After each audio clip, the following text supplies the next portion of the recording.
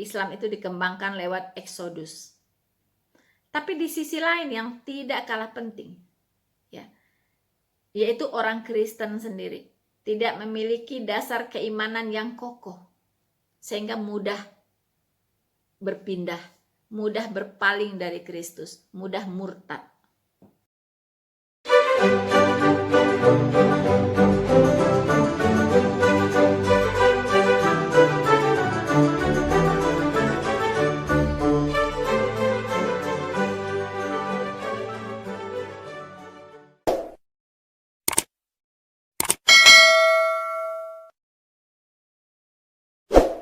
Halo saudara-saudaraku yang terkasih di dalam Tuhan, dimanapun Anda berada, baik di seluruh dunia maupun di seluruh Nusantara tercinta, dari Sabang sampai Merauke.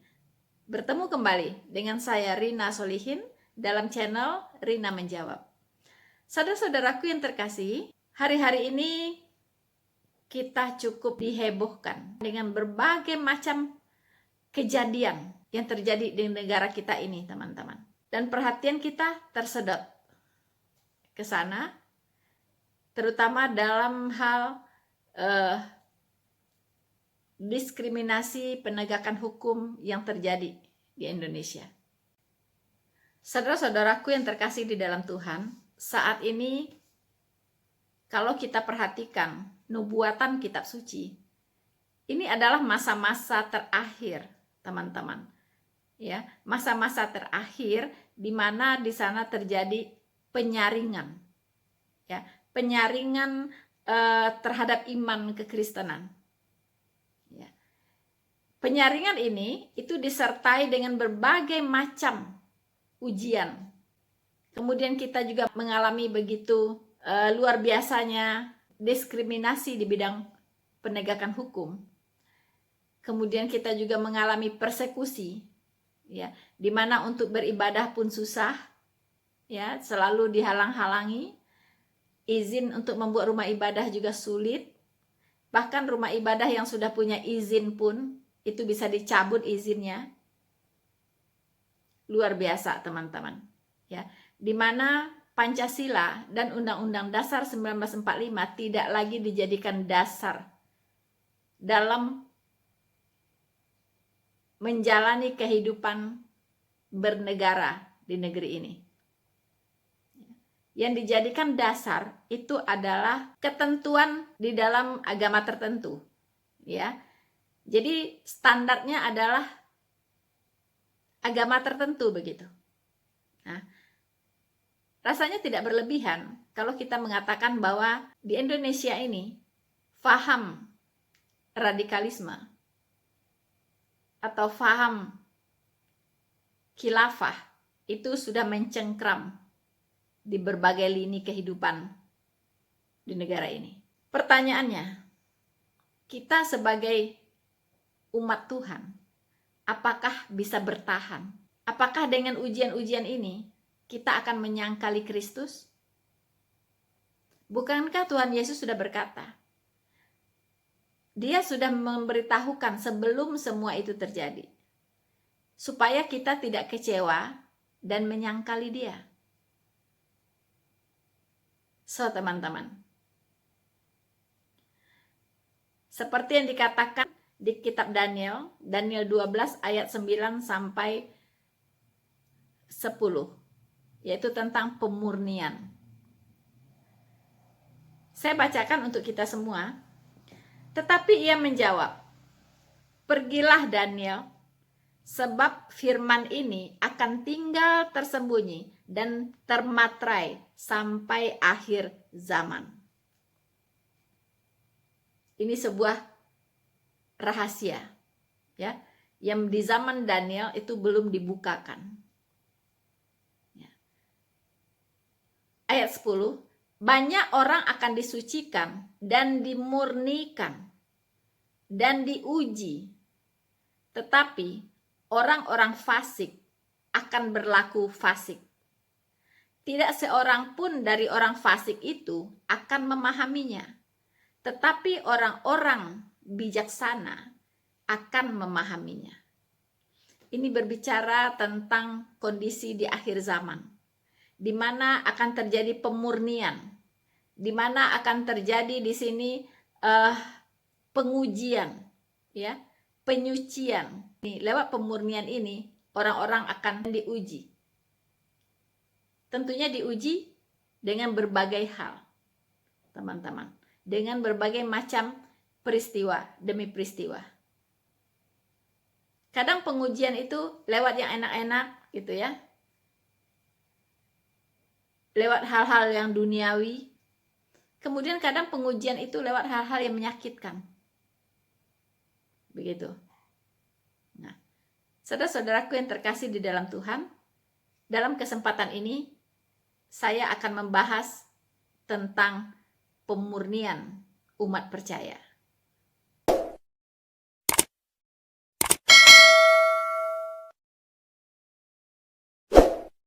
So, saudara-saudaraku yang terkasih di dalam Tuhan, kali ini saya akan khusus menanggapi apa yang terjadi di kalangan umat Kristen sendiri, teman-teman. Karena ini sangat penting untuk kita bahas, ya, untuk saya sorot, teman-teman, supaya ada perbaikan ke depannya. Begitu. Kita tahu banyak sekali tanggapan yang bervariasi dari para pendeta terhadap kejadian yang menimpa Saifuddin Ibrahim maupun MKC. Terlihat di situ terbelah, teman-teman ya. Ada yang pro, ada yang kontra. Ada yang pilih diam. Ada juga yang cuek bebek. Macam-macam. Begitu. Dan mirisnya, di tengah-tengah perjuangan kita untuk menuntut hak-hak minoritas dari negara ini, pendeta dengan pendeta berantem, ya, pendeta dengan pendeta berseteru, saling membuka aib satu sama lain. Ini sangat memalukan. Ini saya pikir ini nggak boleh terjadi, sangat memalukan. Ya, ini menjadi batu sandungan bagi Tuhan Yesus. Menjadi batu sandungan. Dan ini, ya, apa yang mereka perkatakan itu menjadi gorengan enak untuk tetangga sebelah. Gorengan yang tidak habis-habisnya. Begitu. Dan saya lihat perseteruan ini berlanjut terus, begitu. Seharusnya seorang pendeta itu tidak boleh melakukan hal seperti itu. Kalau memang ada kesalahan, ya, itu Alkitab mengatakan bicarakan dulu 4 mata. 4 mata. Kalau 4 mata tidak bisa, baru bisa diajak saksi. Mungkin ajak beberapa orang membicarakan bersama-sama. Begitu. Ya. Karena ini akan mempermalukan umat Kristen sendiri, begitu. Ya. Mungkin lepas pribadi yang berseteru ini tidak malu, tetapi kami orang-orang Kristen malu, begitu.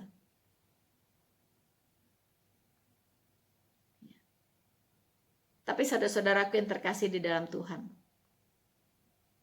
itu semua Tuhan izinkan terjadi. Seperti yang dikatakan di 1 Korintus 11 ayat 19. Sebab di antara kamu harus ada perpecahan, supaya nyata nanti siapakah di antara kamu yang tahan uji. Ya. Siapakah di antara kamu yang tahan uji. Kemudian di Yakobus 1 ayat 12 juga dikatakan, berbahagialah orang yang bertahan dalam pencobaan. Sebab apabila dia sudah tahan uji, ia akan menerima mahkota kehidupan yang dijanjikan Allah kepada barang siapa yang mengasihi Dia. Jadi bagi kita, ini adalah sebuah ujian yang berseteru itu JT dengan SI. Tetapi bagi kita orang Kristen, itu sebuah ujian. Ya, sebuah ujian. Nah, di mana kita jangan sampai tawar hati. Ya, kita jangan sampai kecewa menyaksikan itu semua. Karena kebenaran itu jangan dilihat, ya, jangan lihat manusianya, begitu. Tapi pandanglah kepada Tuhan Yesus dan firman-Nya. Itu yang menjadi standar kebenaran, bukan manusia. Ya. Manusia bisa saja salah, yaitu keluar dari apa yang difirmankan oleh Tuhan. Tapi itu tidak akan mengubah otoritas, ya, dari firman Tuhan itu sendiri, dan tidak akan mengurangi kemuliaan dari Tuhan Yesus. Saudara-saudaraku yang terkasih di dalam Tuhan, salah satu saudara kita di Amerika mengatakan bahwa banyak sekali sekarang kantong-kantong Kristen, daerah-daerah yang merupakan kantong-kantong Kristen, itu sudah diserbu oleh kelompok mayoritas. Saya katakan, ada dua yang harus kita lihat, dua sisi yang harus kita lihat.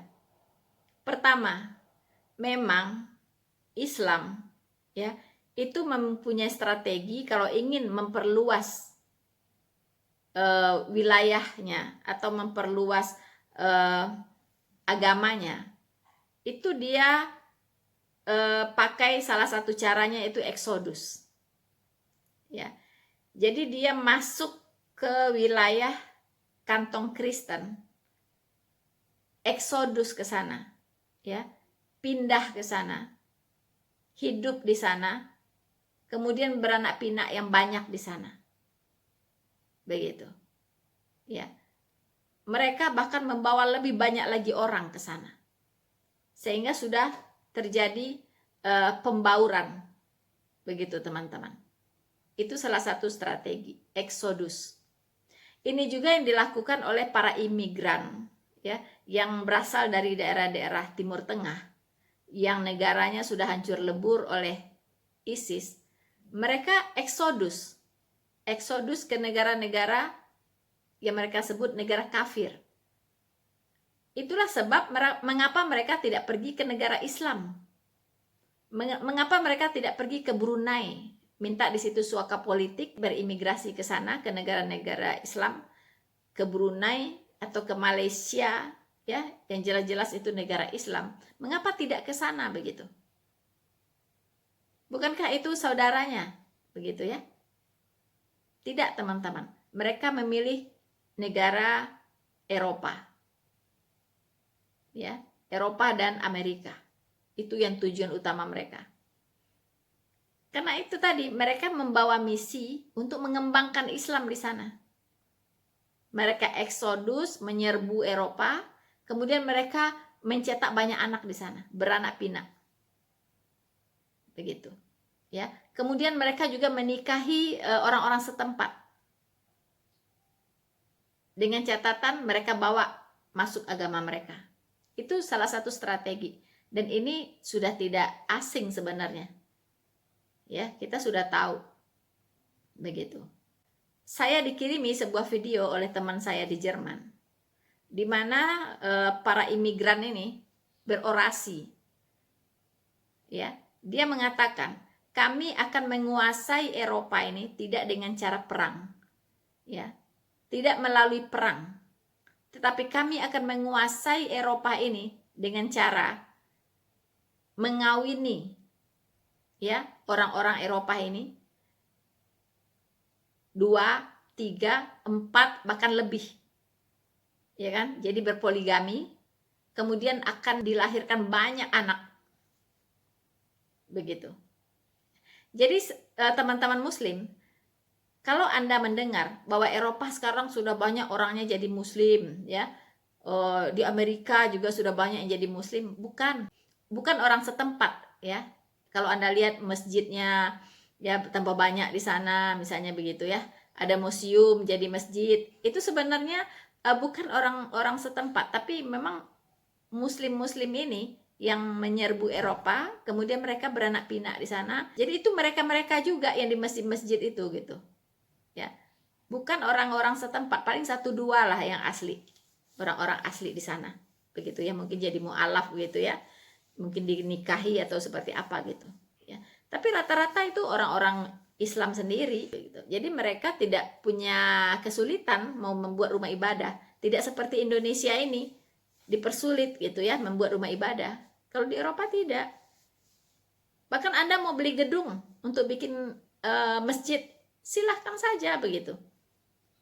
Nah, disitulah artinya negara demokrasi seperti itu. Tidak dipersulit seperti di Indonesia ini. Ini padahal bangsa sendiri loh, ya, bukan bangsa asing loh ya. Orang-orang Kristen di Indonesia ini orang-orang asli Indonesia loh, bukan pendatang, ya. Bukan pendatang. Kalau di Eropa, itu yang membangun-bangun masjid itu pendatang. Dan itu diizinkan begitu. Sejauh dia memenuhi ketentuan yang ada tentunya. Tapi tidak dipersulit, tidak dibatasi. Begitu. Bahkan ada museum misalnya yang udah tidak terpakai. Ya. Anda mau beli, mau bikin masjid, silahkan. Begitu, ya. Itulah bedanya. Kalau di Indonesia bangsa sendiri, wah dipersulit membangun rumah ibadat. Itulah bedanya ya. Orang yang mengenal ajaran kasih dengan yang tidak.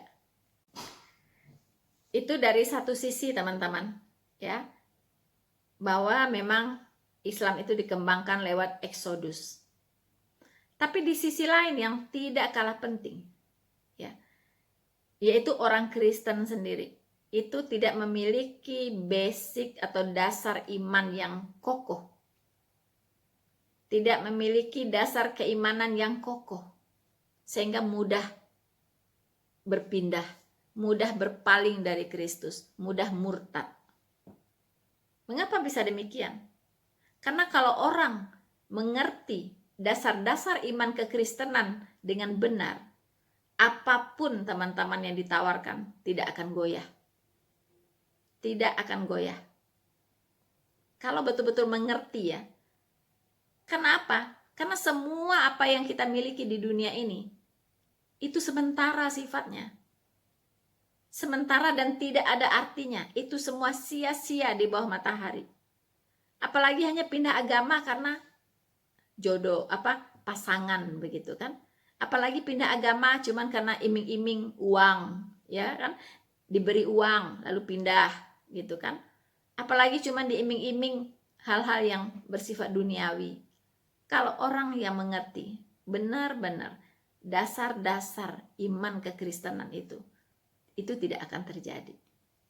Tidak akan terjadi, teman-teman. Lalu siapa yang bersalah di sini? Kalau saya katakan gembalanya, yaitu para pendeta yang sudah kehilangan orientasi dalam pengembalaan. Tidak tahu lagi mau ngapain gitu. Ya. Orientasinya hanya uang, uang, uang. Perpuluhan. Macam-macam caranya untuk menyeru-nyerukan perpuluhan.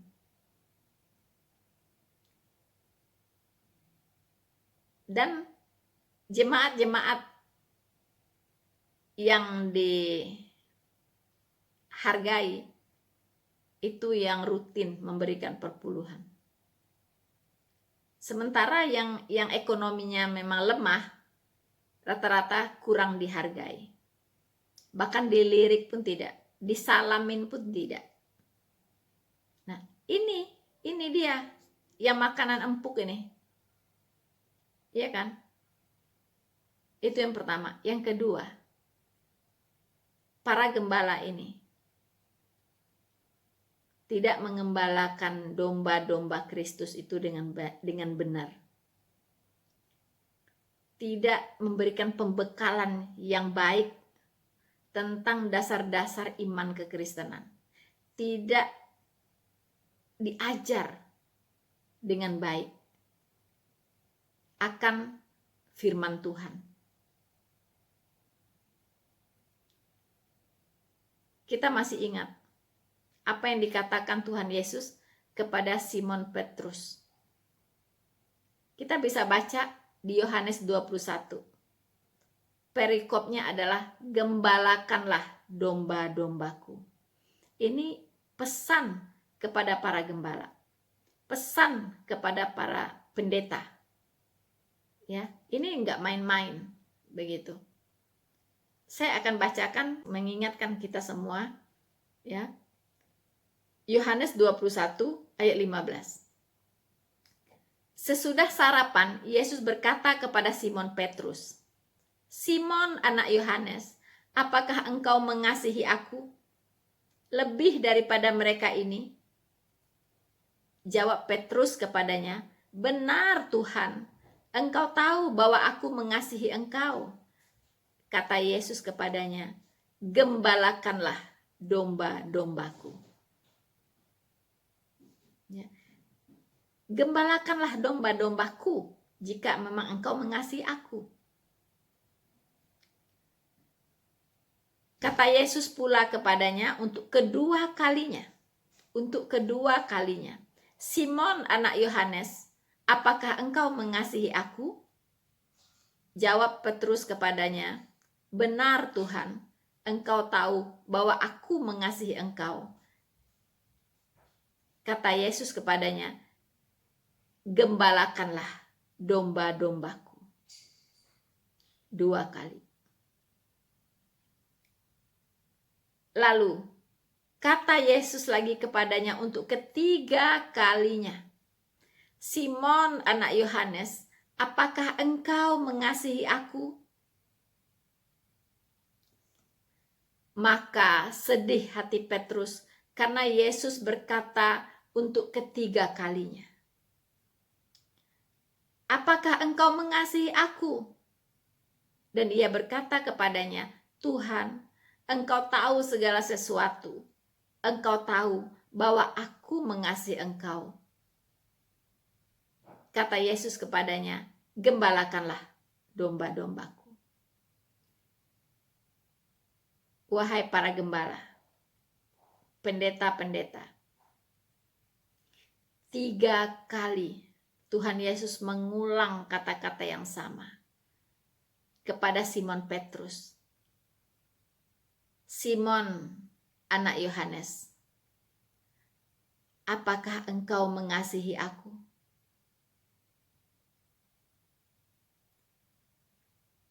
Kata Simon Petrus, "Benar Tuhan, engkau tahu bahwa aku mengasihi engkau." Kata Yesus kepadanya, "Gembalakanlah domba-dombaku." 2 kali. Sampai 3 kali diulang-ulang. Gembalakanlah domba-dombaku. Sekarang, para gembala, para pendeta, apakah engkau mengasihi Yesus? Coba tanya dalam diri Anda, apakah engkau mengasihi Yesus?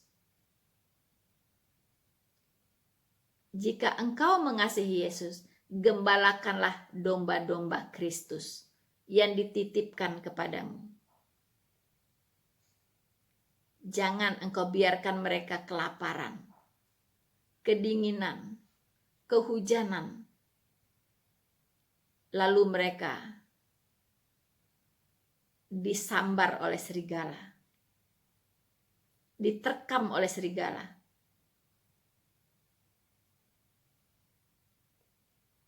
Itulah domba-domba yang hilang. domba-domba yang tidak dipelihara dengan baik. Akhirnya ngacir ke sana ke sini, lalu datanglah serigala menerkam mereka.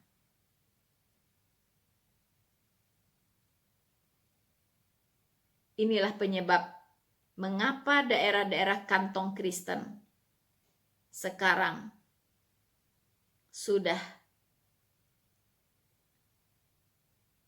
tidak menjadi kantong Kristen lagi.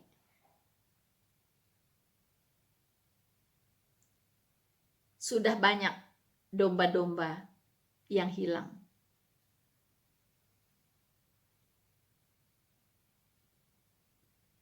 Saudara-saudaraku yang terkasih di dalam Tuhan, memang untuk jadi gembala itu tidak mudah. Ya. Banyak orang ingin jadi gembala, ingat perpuluhannya, wow bisa kaya, ya, bisa kaya. Apalagi kalau jemaatnya cari jemaat yang kaya-kaya. Kalau misalnya jemaat rata-rata punya income misalnya 50 juta per bulan, ada 50 orang saja, itu sudah berapa per bulannya? Belum lagi persembahan-persembahan yang lain. Itu orientasinya. Padahal jadi gembala itu bukan untuk bersenang-senang, bukan untuk tinggal di zona nyaman, bukan untuk memperkaya diri, bukan untuk membuat kenyang perut sendiri, tetapi untuk melayani Tuhan, untuk berkorban, siap menderita bagi domba-domba Kristus. Itulah tugas seorang gembala. Karena tidak mudahnya tugas seorang gembala, maka Tuhan memberikan syarat yang harus dipenuhi untuk seorang gembala. Kita bisa lihat di 1 Timotius 3. 1 Timotius 3 ayat 1 sampai 6. Ini adalah syarat-syarat sebagai penilik jemaat. Penilik jemaat adalah kata lain untuk gembala atau pendeta. Ya, di Alkitab disebut penilik jemaat. Nah, apa syarat-syarat seorang pendeta atau penilik jemaat atau gembala? 1 Timotius 3. Benarlah perkataan ini. Orang-orang yang menghendaki jabatan penilik jemaat menginginkan pekerjaan yang indah. Karena itu, penilik jemaat haruslah seorang yang tidak bercacat, suami dari satu istri. Suami dari satu istri. Bukan istri dari satu suami ya teman-teman. Ya. Jadi kalau perempuan itu tidak memenuhi syarat untuk menjadi pendeta. Tapi ada nggak pendeta perempuan? Banyak. Ya, banyak. Inilah salah satu yang menyebabkan mengapa saya tidak mau menjadi pendeta. Karena Tuhan tidak mengizinkan wanita untuk menjadi penilik jemaat atau pendeta. Mari kita lanjutkan. Karena itu, penilik jemaat haruslah seorang yang tidak bercacat, suami dari satu istri, dapat menahan diri, bijaksana, sopan, suka memberi tumpangan, cakap mengajar orang, bukan peminum, bukan pemarah, melainkan peramah, pendamai, bukan hamba uang, seorang kepala keluarga yang baik, disegani dan dihormati oleh anak-anaknya. Jikalau seorang tidak tahu mengepalai keluarganya sendiri, bagaimanakah ia dapat mengurus jemaat Allah? Janganlah ia seorang yang baru bertobat, agar jangan ia menjadi sombong dan kena hukuman iblis. Ini ya persyaratan untuk menjadi seorang gembala. Tidak mudah. Ya, kalau gembala itu memenuhi syarat-syarat ini, maka tidak akan ada tuh ya pendeta yang berseteru, ya kan, saling membuka aib, sangat memalukan. Karena di sini dikatakan seorang penilik jemaat itu, ya, itu haruslah seorang yang tidak bercacat. Artinya dia punya kepribadian yang baik, dia punya karakter yang baik yang bisa dicontoh oleh jemaat-jemaatnya. Dia harus seorang suami dari satu istri, dan dia harus bisa mengepalai keluarganya dengan baik. Karena kalau dia tidak bisa mengepalai keluarganya dengan baik, bagaimana dia bisa mengayomi jemaat-jemaat Allah? Bagaimana dia bisa mengurus jemaat Allah? Kalau mengurus keluarga sendiri dia tidak bisa. So, teman-teman. Kemudian, dia juga harus orang yang bisa menahan diri. Ya, bisa menahan diri. Orang yang bijaksana. Orang yang sopan. Suka memberi tumpangan, artinya dia baik hati. Kemudian cakap mengajar orang. Ya, jadi dia cakap mengajar jemaatnya. Pengetahuan-pengetahuan tentang firman Tuhan itu dia akan ajarkan kepada jemaatnya dengan baik, sehingga jemaatnya memiliki iman kekristenan yang mumpuni, yang tidak mudah goyah, yang tidak mudah dipengaruhi oleh berbagai hal bujukan duniawi ini, teman-teman. Ya, dia mengerti bagaimana perbedaan seorang anak Tuhan, seorang Kristen dengan yang lainnya. Dia mengerti tentang pengajaran-pengajaran dasar dari iman kekristenan, fondasi dari iman kekristenan dengan baik. Nah, ini yang mengajarkan adalah gembalanya. Jadi gembalanya ini harus punya pengetahuan yang bagus tentang kebenaran firman Tuhan. Baru dia bisa mengajarkan kepada jemaatnya. Nah, kemudian dia juga bukan peminum. Ya, bukan peminum, bukan pemabuk, bukan pemarah, melainkan peramah. Dia ramah. Kemudian dia pendamai, ya, bukan malah membuat suasana jadi tidak damai, ya kan? Bertentangan, menciptakan banyak pertentangan.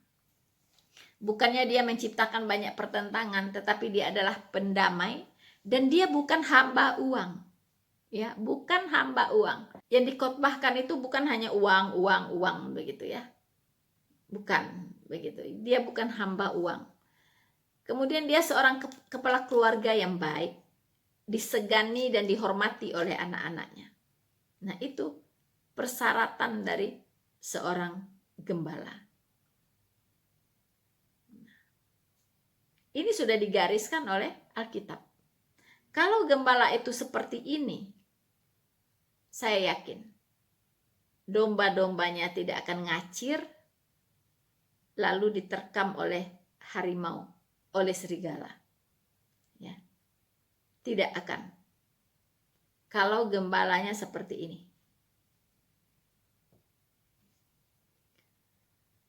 So, saudara-saudaraku yang terkasih di dalam Tuhan. Sekali lagi saya katakan, jangan pandang manusianya. Kalau ada gembala yang tidak memenuhi, kalau ada gembala yang keluar dari apa yang digariskan tadi, jangan lihat itu sebagai jangan jadikan itu sebagai batu sandungan untuk meninggalkan Kristus. Karena di Matius 7 sudah dikatakan, bukan setiap orang yang berseru-seru kepadaku, Tuhan, Tuhan, akan masuk ke dalam kerajaan sorga. Melainkan dia yang melakukan kehendak Bapakku yang di sorga. Pada hari-hari terakhir, banyak orang akan berseru kepadaku, Tuhan, Tuhan, bukankah kami bernubuat demi namamu, dan mengusir setan demi namamu, dan mengadakan banyak mujizat demi namamu juga? Pada waktu itulah aku akan berterus terang kepada mereka dan berkata, aku tidak mengenal kamu. Enyalah daripadaku, kamu sekalian pembuat kejahatan. Teman-teman, ternyata tidak semua orang yang menyebut dirinya Kristen akan masuk kerajaan surga. Walaupun dia seorang gembala. Tapi kalau dia belum memiliki iman yang benar kepada Kristus,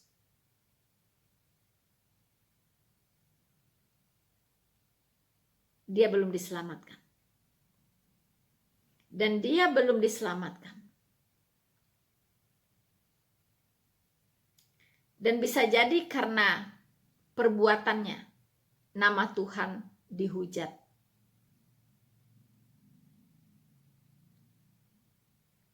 Saudara-saudaraku yang terkasih di dalam Tuhan,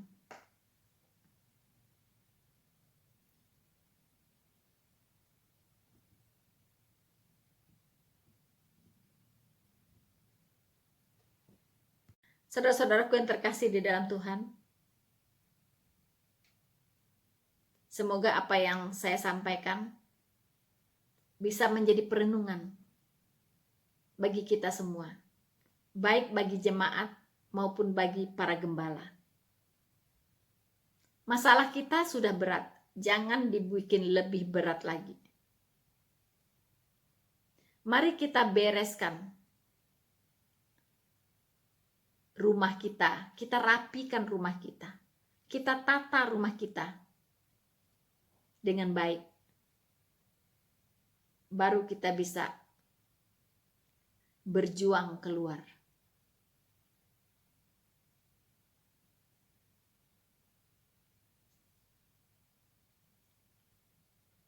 Masalah yang kita hadapi di negara ini cukup berat.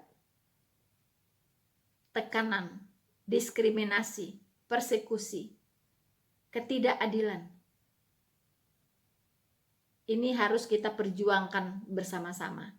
Tentunya dengan mengandalkan Tuhan. Dan dengan hati yang takut akan Tuhan. Saya percaya Tuhan Yesus tidak akan membiarkan kita. Tidak akan membiarkan kita. Dan kalaupun kondisi dunia ini semakin memburuk, tetapi kita yang percaya, Kristen-Kristen sejati, sebelum masuk kepada kesusahan besar, kesusahan yang lebih besar lagi, yang belum pernah terjadi sebelumnya, maka Tuhan kita akan datang dan mengangkat kita ke awan-awan. Itulah caranya dia menyelamatkan kita dari pencobaan yang akan datang. Tapi pastikan kita memiliki iman yang benar kepada Kristus. Iman yang benar kepada Kristus. Apa itu iman yang benar? Kita mengimani bahwa Yesus Kristus adalah Tuhan dan Juru Selamat kita. Kita mengimani bahwa Dia sudah mati di kayu salib untuk menggantikan kita dihukum. Melalui kematiannya kita dibenarkan karena iman. Dan itulah yang menyelamatkan kita.